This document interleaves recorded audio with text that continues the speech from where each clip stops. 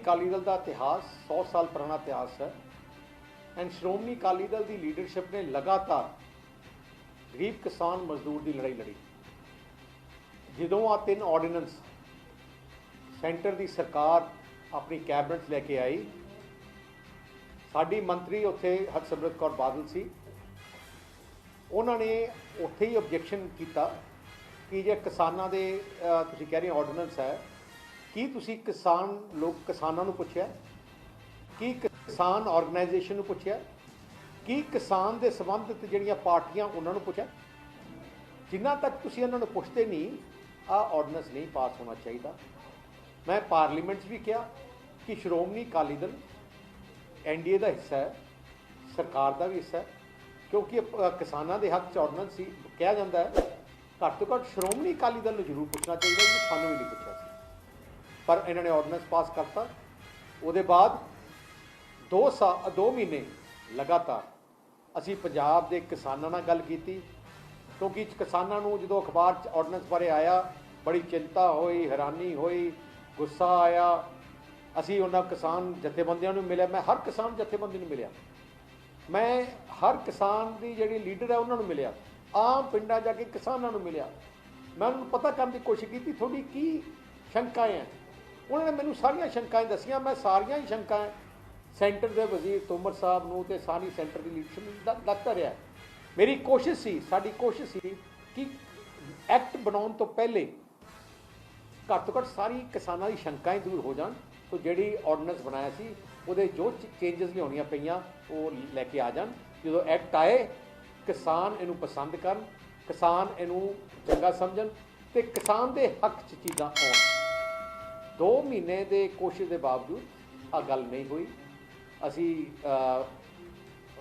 सरकार को एक गल कहती सी कि जे तुसी बगैर कोई चेंज, बगैर कोई चीज़ किते तुसी जे एक्ट लैके आओगे फिर असी एक्ट की सपोर्ट नहीं कर सकते, असी एक्ट के खिलाफ वोट पावांगे।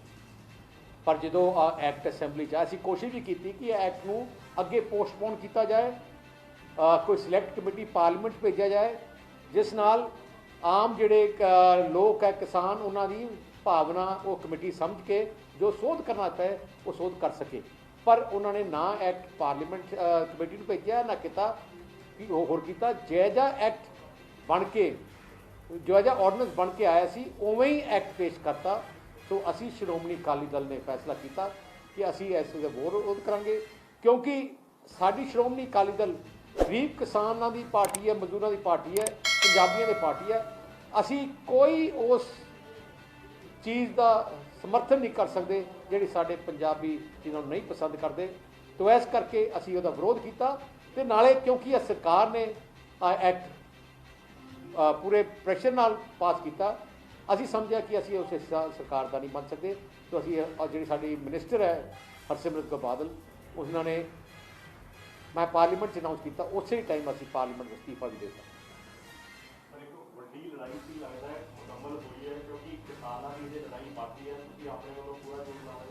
असी किसानों के नाल हैं तो लड़ाई लड़ते रहांगे, उन्होंने आवाज़ बन के जिथे लोड़ पई असी जावांगे तो संघर्ष करांगे।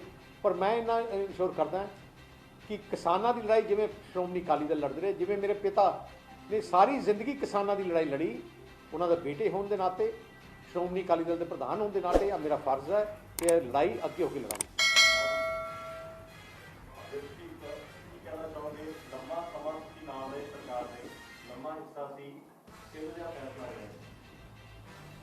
आज पंजाब की धीरी होने के नाते, किसानों की भैन होने के नाते, जिहड़ा पिछले कई हफ्तियां तो मेरे बुजुर्ग किसान, मेरी मातावां, मेरे वीर नौजवान बच्चे केंद्र ताईं अपनी इस ऑर्डीनेंस के खिलाफ आवाज़ पहुँचाने वास्ते इस कोविड की महामारी के भय तो उपर उठ के सड़कों पर उतरे हुए थे, इस डर ते इस शंका के नाल कि इस एक्ट नूं लागू होने के बाद पंजाब का खरीद का ढांचा, सरकारी खरीद का ढांचा, MSP सारा ढांचा बिगड़न के नाल आने वाले समय च किसानों का भविख, उन्होंने बच्चों का भविख बिल्कुल तैश नैश होकर वो अपने जमीनों से मजदूर के बराबर भी नहीं रह जाएंगे। कई उन्होंने मनां च शंका सीगियां जिहदे करके लगातार कई हफ्तियां तो वो सड़कों पर उतरे हुए थे।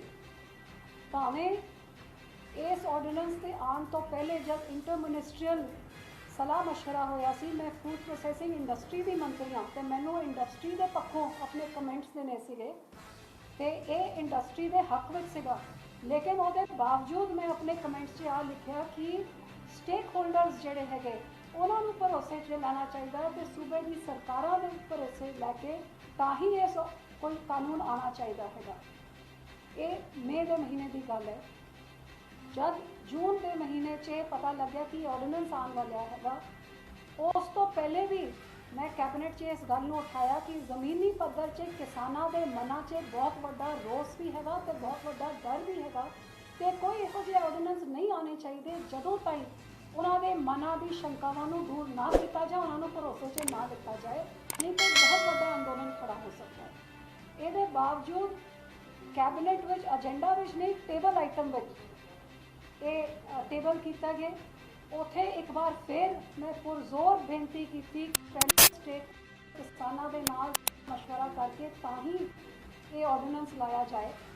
तो जब उत्थे सुनवाई नहीं हुई फिर भी लगातार 2 महीने 2.5 महीने मैं अपनी आवाज़ हर लेवल से मंत्री के लेवल से प्रधानमंत्री के लेवल से हर लेवल से मैं उठाई तो लगातार श्रोमणी अकाली दल हरेक किसान वर्ग यूनियंस के नाल साडी पार्टी के प्रधान साडी पार्टी की लीडरशिप उन्होंने नाल गलबात करके उन्होंने शंकावां सेंट्रल लीडरशिप में कन्वे करते रहे। कई बारी कृषि मंत्री जी ने उन्होंने नाल गलबात भी करवाई, मुलाकात भी कराई, वीडियो कॉन्फ्रेंसिंग भी कराई तो अपने वालों असी पूरी कोशिश की थी कि उन्होंने भरोसा दिता जाए कि उन्होंने शंकावां बेबुनियाद है।